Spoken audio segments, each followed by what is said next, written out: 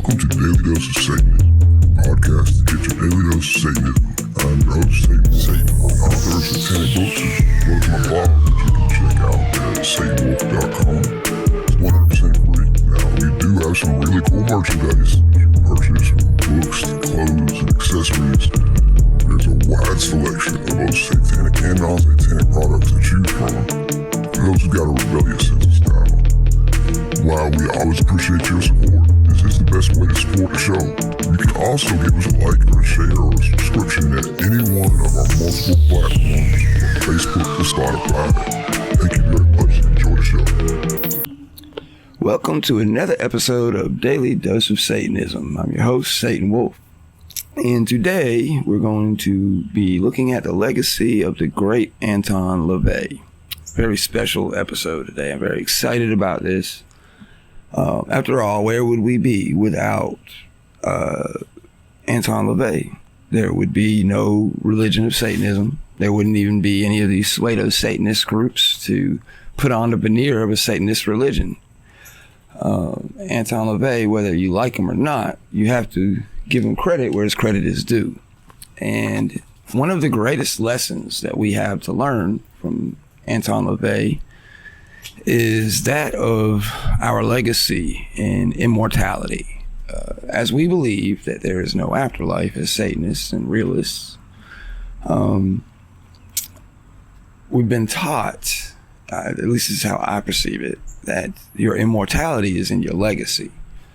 So for different people, that would be different things. For some of us, that'll just be, our children and how we raise them and what we set them with to come behind us. That's a legacy that we're leaving behind, and for probably the most common legacy for most people.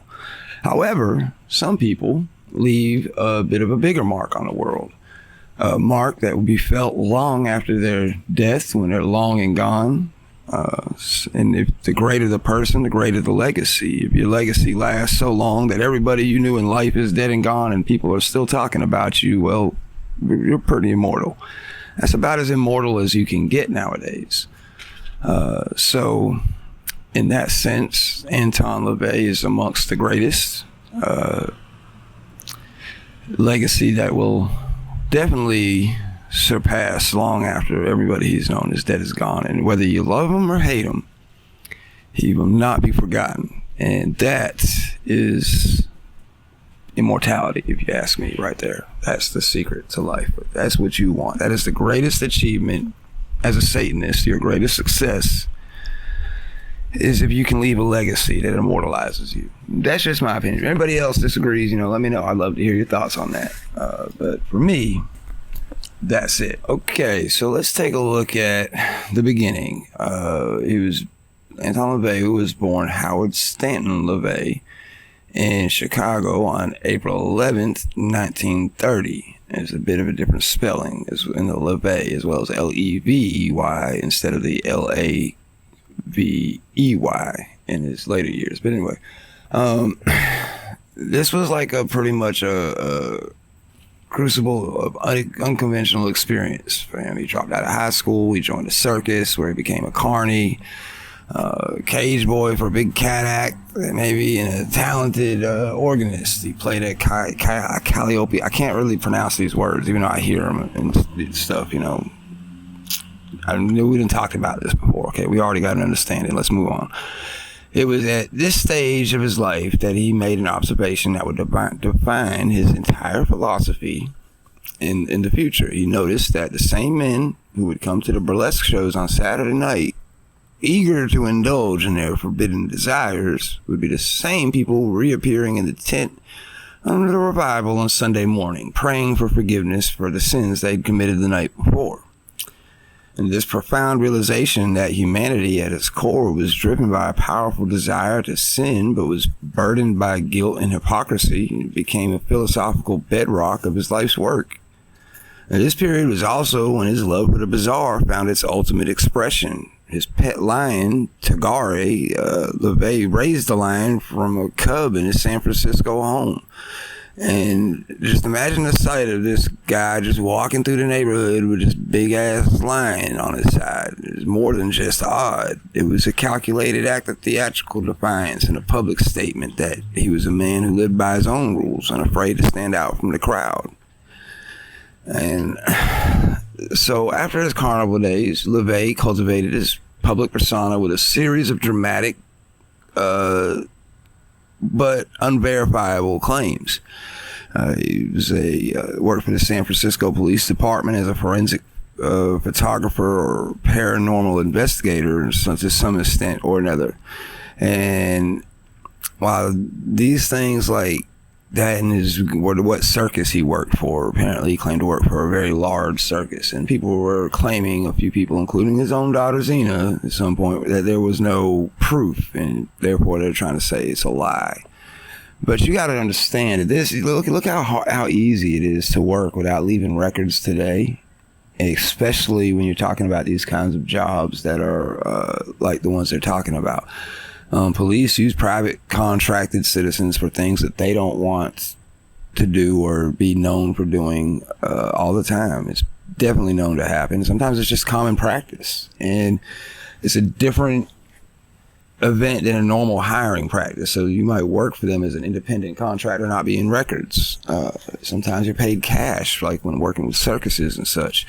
So, especially in the 30s, I mean, come on, man. This is way before computerized records.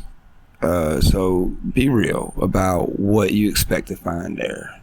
Because the only proof there is that this wasn't true, according to these people, is because they can't find records of something that would be hard to find records of in the first place, even if it wasn't so ancient.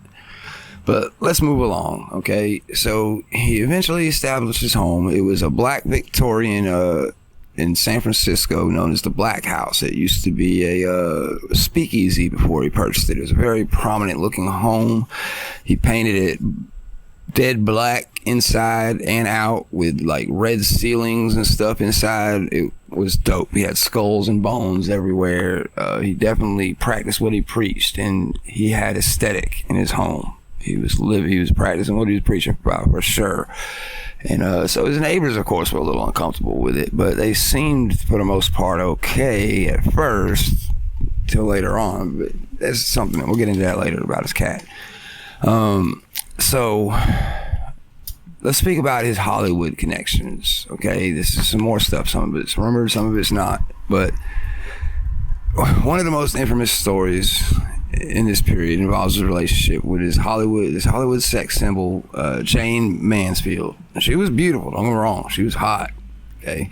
She became a frequent visitor of the Black House, fascinated by LaVey and his unconventional world. In a particularly dramatic moment, as their relationship went on, I even heard tell that he made her a high priest of the Church of Satan at some point, but I don't know if that's just a rumor I heard, so I'm not saying that's a fact. I don't know. I could probably confirm it, but I didn't do that kind of legwork, to be honest.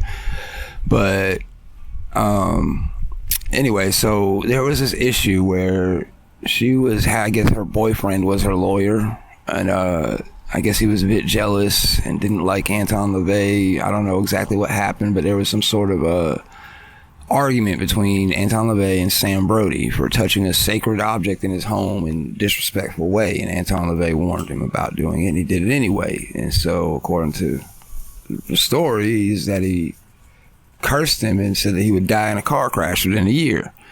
Then tragically, on June 29th, 1967, Jane Mansfield and Sam Brody and the driver were all killed in a horrific car accident. While to any outside observer, it was just a terrible coincidence, within LaVey's circle, it was seen as proof of his powers and a chilling confirmation of his command over a dark and vengeful universe. It's a story that LaVey would lean into for years, further cementing his sinister public image. Okay, so some more rumored history is his infamous Hollywood connection with Marilyn Monroe. LaVey repeatedly claimed he had a brief affair with a starlet in his pre-fame days, stating that she was a dancer at a Los Angeles burlesque house where he played her organ.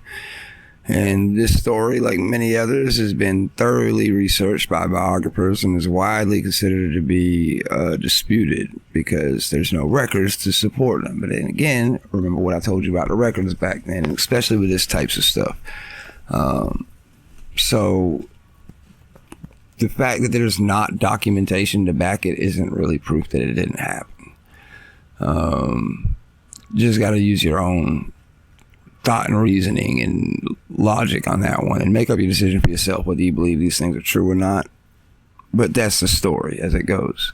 It was definitely a powerful piece of mythologizing for LaVey, linking his image to one of the most iconic figures in the 20th century.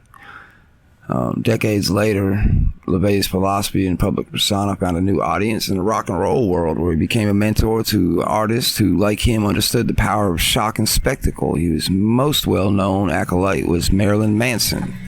Marilyn Manson, who combined the names of Marilyn Monroe and Charles Manson, which I think is very ironic because Marilyn Monroe had the association with Anton LaVey and the Church of Satan in that way, and Charles Manson, who was claiming to be a Satanist, of course, and we all know he was not a Satanist. He was a devil worshiper, but it was the association. Marilyn Manson, whose names had both associations with Satanism, ended up becoming a very devout follower of LaVey's philosophy and was granted an honorary priesthood in the Church of Satan. And LaVey and Manson's alliance was a powerful synergy of two theatrical minds, each using each other's notoriety to further their own cultural defiance and ends to the means. It was a perfectly balanced relationship of benefiting each mutually, and a perfect example of making power moves from the master who wrote the book on it himself, Anton LaVey.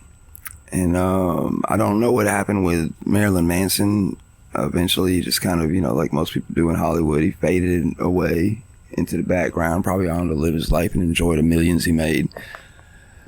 Hope he's living well wherever he is. Definitely think Satanism misses him. I know I, as a Satanist, miss Marilyn Manson. I love listening to Marilyn Manson. I mean, now that I'm listening to it as a Satanist, I see a whole new meaning in it I just really didn't understand before. And now it's like, now I get it when it comes.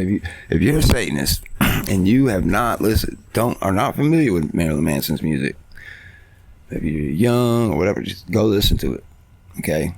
And if you've heard it before, maybe you're a Satanist and you heard it before, but you haven't listened to it as a Satanist, go and dig it up on YouTube Music. It's there, and listen to some Marilyn Manson. I'm telling you, it's amazing. Okay, we'll move on.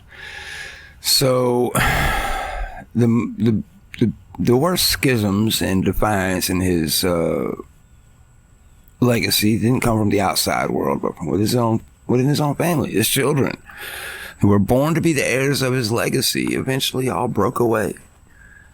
His second daughter, Zena LaVey, was born in 1964. She was a key figure in the Church of Satan during the Satanic Panic of the 1980s, serving as its spokesperson and high priestess.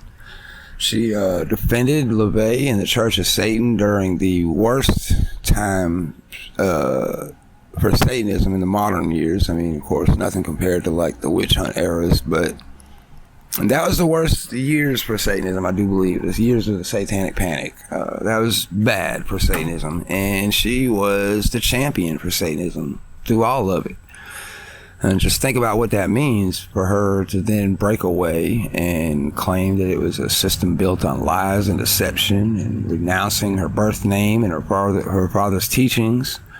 She married a fellow musician and artist, Nicholas Shrek, in 1988, and she adopted his last name and went on to co-found her own group, the Temple of Set.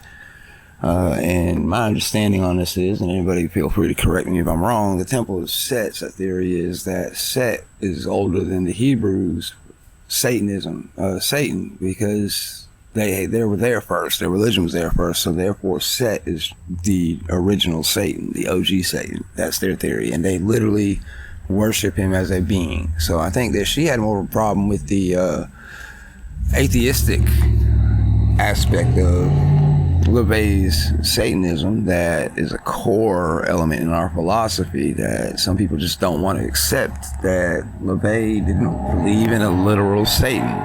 I'm sorry you guys hear these assholes with these loud ass trucks in the background from time to time. I live in the South. It's redneck fucking territory. Yeah, these trucks are not cheap. They pay a lot of money to make these motherfuckers this loud. And I'm telling you, I cannot get away from noise cancellation and all. I will eventually as we progress financially and we get into better situations. And if you guys want to help support that cause, of course, stop down at the website, satanwolf.com. Check out our store. Any purchases you make will definitely help get us into a studio. Little self-promotion there.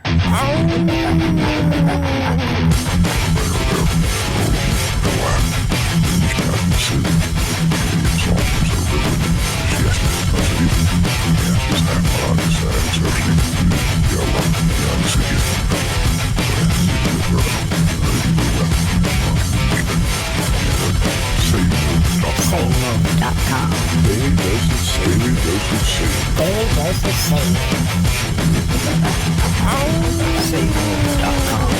SatanWolf.com. So, in 1993, his son Satan Xerxes Carnac LaVey was born to Blanche Barton, the infamous Blanche Barton, leader of the Church of Satan today. He just didn't get involved. There was a court settlement where LaVey's estate and intellectual property of the Church of Satan were divided amongst his 3 children. And he just kind of decided to stay out of the public eye and out of the family feuds. And he moved on to forge his own independent path away from his father's controversial legacy. And that is literally everything there is to know about his son that I could find. And that's all there is to say about him. It's now time to be satanic. Satanic versus the day. Satanic versus the day. I am your host, Satan Wolf. Satan Wolf. Satanic versus the day. Daily dose of Satan. SatanWolf.com. SatanWolf.com. SatanWolf.com. All right, our satanic verse of the day. Now let's dive into something truly at the heart of LaVey's philosophy, found in verse 467. It says, "This is the path of the Satanist, the path of self-mastery through the application of reason and will."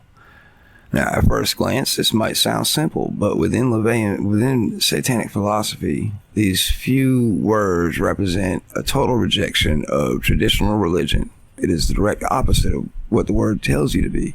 First, let's look at self-mastery. Let's unpack that. In most religions, you are taught that you are inherently sinful and weak and in need of salvation from a higher power. The Satanist, according to Satanism, sees this as a fundamental lie. The true path is to become the master of your own life and your own emotions and your own destiny. It's not about being a slave to your impulses, but about controlling them and channeling them and using them to your advantage. It's the freedom to choose your own path, unburdened by guilt. Next, we have reason. The Satanist rejects blind faith and dogma, instead believing in something because you're told to do so. You're expected to use your own critical thinking. Does an idea make sense? Does it hold up to scrutiny? LaVey believed that superstition, fear, and emotionalism were the chains that bound humanity. Reason, on the other hand, was the key that unlocked the potential for true freedom. And finally, will. This is the power to act. A Satanist isn't someone who waits for divine intervention or a stroke of luck to take charge. To take what we've learned from reason and apply our own fierce determination to achieve our goals. It is the unshakable resolve to act in our own best interest, to turn our thoughts and ambitions into reality. It is the drive that separates the dreamer from the doer. Taking together these 3 elements, self-mastery, reason, and will, form the core of what LaVey called the true Satanist. It's not about worshiping some horned deity or sacrificing animals. It's about a radical, almost terrifying sense of personal responsibility. It is the ultimate statement that you and you alone are the God of your own life. In many ways, Anton's true genius was not in his philosophy, but in his aesthetic. He knew that people want somebody who looks like they know something that they don't, something powerful, dark, and esoteric. The black robes, the shaved head, the goatee, the pet lion. This was all part of a carefully constructed aesthetic of authority and mystery. He understood that to sell an idea, you first have to sell the image of the person who created it. He crafted his persona in a way that was both terrifying and mesmerizing, a living symbol of rebellion and forbidden knowledge. This brings us to a core tenet of Satanism. Immortality is not a divine gift, but a human achievement. As LaVey himself believed, one's existence is measured not by an afterlife in some celestial kingdom, but by an impact and legacy one leaves behind. We achieve immortality by making our mark on the world, by creating something, an idea, an institution, a work of art that will continue to exist long after our bodies have turned to dust. And that is probably the greatest and most powerful lesson in Satanism, the secret to immortality. I mean, there's whole cults devoted to immortality, the Temple of the Vampire, from what I understand. And I think they're taking a different approach to it than this. But, you know, if you want to know the secret to immortality, this is it. So I noticed this to be true as well. When I was doing the tarot card readings for money, after I was injured, I couldn't work physically like I used to. I did construction work. I grew up in the South, okay? So I've done it all when it comes to building, from electrical, roofing, plumbing, framing, siding, all of it, okay? And flooring.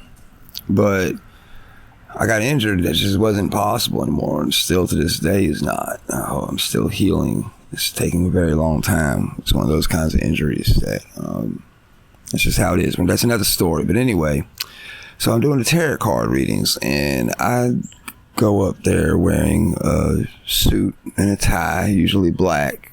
Like I have a black shirt, pants, jacket, all that, with a white tie that's got a really nice pattern in it. But and I got a little hat that I wear that goes with it. And I have a cane, or I'm in a wheelchair. I used to be in a wheelchair. Now I have my walking stick. But so the whole thing with my big prominent Baphomet medallion that I got from SatanMe.com. Great, awesome medallion. Love it.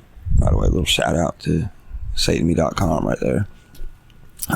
Anyway, and I've even had people tell me, they were just like, because I went up there one day and I just had on shorts and a t-shirt, backwards baseball cap, and I was like, just had an opportunity to get down there. I was gonna try to make a few bucks real quick. So I get on, posted up on Broadway in my usual spot, and I just didn't really have a great day. And one of the regulars I see up there, he approached me and he was like, "Hey man," he's like, "What's up, man? What you like? You don't got your suit on today." He's like, "Man, you need it." He's like, "Man, when you got your suit on, it looks like you know something." You know what I mean?